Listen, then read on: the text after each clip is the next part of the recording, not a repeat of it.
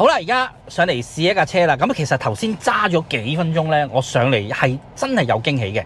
我第一個感覺係會似真係似中型車嗰種份量嘅。響 i1S 啊或者 i1S Plus 呢一隻都好啦，都好多人做滴滴嘅原因就係佢舒服、空間大。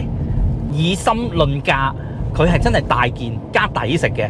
抵食嘅原因就係空間大、座位大。咁13萬。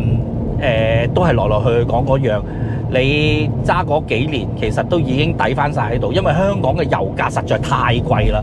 如果你能夠接受得到，你又有位充電嘅，咁電動車又平，又唔使一換一，我又唔使突然間要多一手，然後又有一個叫空間大，即係好話唔好聽，接下朋友、載下人，呢個空間都好舒服嘅。我可以大膽啲講，唔會有呢個不安感覺。因為我而家就咁睇，我都會覺得似揸緊架 Camry 咁嘅效果嘅。今次介紹嘅呢架只係13萬嘅純電動車，有咁大 size， 真係借揸價錢，唔夠膽講話燒鵝味道，肯定有成隻燒鴨俾咗你先。